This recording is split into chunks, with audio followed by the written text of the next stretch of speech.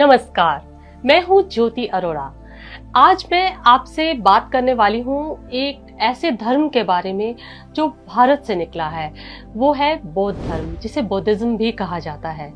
Buddhism Bharat से निकला, श्रमण परंपरा से निकला हुआ एक धर्म है, जिसे इस समय पूरे विश्व में मान्यता है प्राप्त। लोग अपने जीवन में पॉजिटिविटी लाने के लिए और अपने जीवन में किसी भी तरह की नकारात्मकता को दूर करने के लिए बुद्धिज्म को प्रैक्टिस करते हैं। जब हम बुद्धिज्म की बात करते हैं तो हम ये नहीं कहते कि आप बुद्धिज्म धर्म को मान रहे हैं। जनरली हम लोग यही बोलते हैं कि I am practising Buddhism, because जो ये है बुद्धिज्म, ये एक परंपरा है जो कि धर्म, ज्ञान और दर्शन की परंपरा कहते हैं इसको। और जो बुद्धिज्म है, इसकी अगर मैं बारे में अगर और बात करूं तो इसके हम मूल पे अगर हम जाएं तो इसका भारत में जो स्थापना अगर हम देखें तो गौतम बुद्ध द्वारा की गई, जो कि पहले युवराज थे सिद्धार्थ के नाम से, और इनका जन्म हुआ था लुम्बिनी में। लुम्बिनी जो इस समय नेपाल में है। उन्होंने, जब वो राजकुमार थे और उनका विवाह हुआ, और विवाह होने के बाद उनका एक बालक भी हुआ, और उसके बाद उन्होंने जब संसार में लोगों को, इस संसार में लोगों की सफरिंग्स को देखा, लोगों के दुखों को देखा, तो उनसे ये दुख जो है ना सहन नहीं हुआ। तो उनको लगा कि इसके पीछे का क्या ऐसा रीजन है कि लोग क्यों सफर करते हैं। वो इस ज्ञान की प्राप्ति में निकल पड़े। उन्हें लगा कि मानवता के कल्याण हेतु उनको कुछ न कुछ और ज्ञान की प्राप्ति की आवश्यकता है, और इस ज्ञान की प्राप्ति के लिए वो निकल पड़े, इस महाज्ञान की प्राप्ति के लिए आगे बढ़े।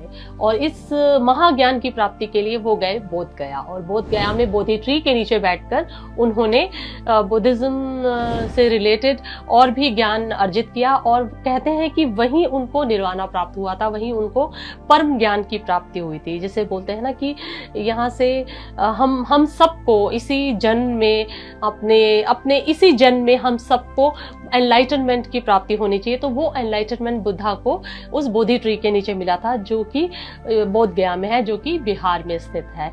वहां से वो जब परम ज्ञान की प्राप्ति हुई, उसके बाद वो गए सारनाथ। सारनाथ में उन्होंने अपना पहला उपदेश दिया। लोगों ने उनके उपदेशों को सुना और उन्हें अपने जीवन में अपनाने की कोशिश की, क्योंकि उनको लगा कि शायद उनको जीवन से जुड़े हुए उन रहस्यों के बारे में, उन जीवन से जुड़े हुए उन नेगेटिव और पॉजिटिव एस्पेक्ट्स जो जीवन में जुड़े हुए हैं और दुख जो जुड़े हुए हैं, उनके बारे में ज्ञान की प्राप्ति हुई है। और वो ज्ञान लोगों ने अपने जीवन में भी उतारना चाहा।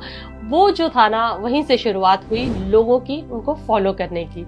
वहां से वो बुद्धिज्म फैलता गया और बहुत बड़े बड़े राजा महाराजाओं तक वो पहुंचा। फिर कहते हैं कि बुद्ध, उसके बाद उन्होंने जो प्राण त्यागे थे, तो वो उन्होंने कुशीनगर में जाकर त्यागे थे, क्योंकि वो भारत में ही स्थित है, जहाँ पर उन्होंने समाधि ली थी, जो बुद्धा की समाधि वहाँ पर ली गई थी। और ये जो है बहुत ही ज़्यादा हमारे लिए बहुत बड़ी बात है कि वहाँ ये जो बड़ी बड़ी जगहें हैं, सारनाथ हो गया, कुशीनगर हो गया, ये सब हमारे भारतवर्ष में स्थित हैं। और क्योंकि बुद्धिज्म भारत से ही ओरिजिनेटेड है, और हम लोग उस लैंड से आते हैं, हम उस भूमि से आते हैं जो आध्यात्मिकता का, जो बोलते हैं गढ़ है। भारत आध्यात्मिकता का सबसे बड़ा मंदिर है, और वहीं से इसकी शुरुआत हुई। तो अब चलिए थोड़ा सा और इसके बारे में हम बताती हूँ मैं आपको। अगर हम बढ़ाने शुरू करें तो भारत महाद्वीप में 2-3 शताब्दियों तक ये फैलता गया। बुद्धा के समाधि लेने के पश्चात 2-3 शताब्दियों तक फैलता गया। उसके बाद धीरे धीरे ये एशिया में और यूरोप में और विश्व में सब जगहों पर फैल गया। आज अगर हम बात करें तो 54 करोड़ अनुयायी है बौद्ध धर्म के पूरे विश्व में, जो कि 7% टोटल पॉपुलेशन है लोगों की पूरे विश्व की, जो बौद्ध धर्म को मानते हैं। जो मतलब जो भी रिलीजियस बेंट ऑफ माइंड के लोग हैं, उनमें से 7% लोग आज बौद्ध धर्म के अनुयायी हैं। तो हमारे भारत में बहुत सम्मान दिया जाता है बौद्ध धर्म को। इनफैक्ट अगर हम बात करें तो हमारे यहाँ पर बहुत बड़े बड़े विशाल मंदिर हैं, और यहाँ पर जो दलाई लामा है, जो जिसे कहते हैं कि बौद्ध धर्म के सबसे बड़े गुरु, वो भी यहाँ पर धर्मशाला में उनका स्थान है जहाँ पर वो रहते हैं। और वहाँ पर बहुत सारे आपको मिल जाएंगे टेम्पल्स जहाँ पर इनके बोधिसत्वास के टेम्पल हैं। तो चलिए और डिटेल में मैं आपको इस बारे में भी बताती हूँ। थोड़ा सा और डीपली अगर जाए तो बुद्धिज्म में दो तरह की बुद्धिज्म प्रैक्टिसेस होती हैं। एक होती है सूत्रा प्रैक्टिस और एक होती है तंत्रा प्रैक्टिस।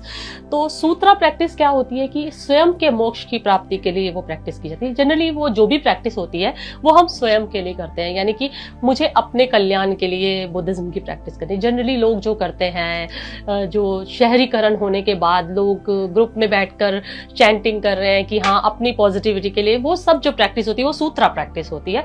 वो खुद के स्वयं के बेहतरी के लिए की जाती है, वो जो आजकल काफी प्रचलित हो रही है। लेकिन एक प्रैक्टिस होती है जिसे हम बोलते हैं तंत्रा प्रैक्टिस। तंत्रा प्रैक्टिस जो होती है वो होती है बहुत ही ज्यादा जिसे बोलते हैं डिटेल्ड वन। और ये जो डिटेल्ड वन प्रैक्टिस है, इसमें बहुत ही डीपली हम लोग देखते हैं कि जो बुद्धिस्ट प्रैक्टिशनर्स हैं वो बहुत डीपली जाकर अपने जो डेटीज हैं या जो भी बोधिसत्वास हैं उनका ध्यान लगाते हैं। और ये प्रैक्टिस जो है डेडिकेट की जाती है विश्व कल्याण के लिए। ये अपने लिए नहीं की जाती, ये विश्व कल्याण के लिए की जाती है और ये सिद्धि के लिए की जाती है, जो तंत्र प्रैक्टिस है। और इसका जो मूल है वो तिब्बतन बुद्धिज्म में आपको मिलेगा। देखिए अगर मैं बात करूं तो भारत से जो ओरिजिनल तिब्बतन, भारत से जो बुद्धिज्म जो है यहाँ से जो है तिब्बत में गया था। तिब्बत में इसका आपको जो है एकदम प्योर फॉर्म ऑफ बुद्धिज्म मिलेगा। और वो जो तिब्बतन बुद्धिज्म है वहां से आपको जो रूट्स मिलेंगी वो जिसे कहीं से भी विकसित नहीं हुई है, बिल्कुल एकदम जिसे बोलते हैं कहीं पर भी उसका कहीं पर भी कोई कंटेमिनेशन नहीं है, वो एकदम pure form of Buddhist practice है। उसे वज्रयाना भी बोलते हैं, महायाना भी बोलते हैं। महायाना प्रैक्टिस जो होती है उसमें हम बोलते हैं कि जो भी डेडिकेशन है, जो भी हम लोग प्रेयर्स करते हैं वो हम विश्व कल्याण के लिए, कंपैशन के लिए डेडिकेट करते हैं। और बोधिसत्वास को डेडिकेट की जाती है। बोधिसत्वास यानी कि बड़े बड़े जैसे तारा देवी हो गए, गुरु रिम्पोछे हो गए, या फिर शेनरेजिक जिसे बोलते हैं कि बुद्धा ऑफ कंपैशन हो गए। इस तरह से जितने भी डेटीज हैं इनमें महाकाल की भी पूजा की जाती है, इसमें गणेशा की भी पूजा की जाती है, इसमें शिवा की भी पूजा की जाती है, अवलोकितेश्वर की जैसे मैंने आपको बताया। तो ये सब बोधिसत्वास की पूजा की जाती है, जिसमें गौतम बुद्ध की भी पूजा की जाती है। लेकिन इन सब पूजाओं को डेडिकेट किया जाता है दूसरों के लिए, सभी सेंटिएंट बीइंग्स के लिए, सभी जीव जंतुओं के लिए, विश्व कल्याण हेतु। तो ये है महायाना प्रैक्टिस जो कि तंत्रा बुद्धिज्म के अंदर आती है। और इसी के अंदर वज्रयाना भी आते हैं। महायाना से ही जन्म होता है वज्रयाना का, जो कि जिसमें हम सिद्धि प्राप्ति के लिए महायाना प्रैक्टिस को करते हैं। तो ये जो है काफी डिटेल्ड है, लेकिन अगर हम सूक्ष्म में बोले तो यही बोला जाएगा कि महायाना प्रैक्टिस में हम विश्व कल्याण के लिए, कंपैशन के लिए डेडिकेट करते हैं बोधिसत्वास को। तो ये है इसके बारे में एक छोटा सा ज्ञान जो मैंने आपको दिया। ये तो एक सागर है जिसमें मैं एक छोटा सा आपको एक बूंद ही दे पाई हूँ। इसमें बड़े बड़े गुरु हैं जिनसे आप जाके ज्ञान ले सकते हैं। मैं कुछ भी नहीं हूँ जो मैं आपको ज्ञान दूं, लेकिन मैं फिर भी कोशिश कर रही हूँ कि आपको अवगत कराऊं इस प्रैक्टिस से, बुद्धिस्ट प्रैक्टिस से। और शायद आपको भी इससे कुछ पॉजिटिविटी आए। और क्योंकि मैंने अपने जीवन में इसको प्रैक्टिस करके काफ़ी पॉजिटिविटी अपने अंदर पाई है और मैं विश्व में इसे स्प्रेड करना चाहती हूँ। तो आप सबके लिए ओम मणि पद्मे हो।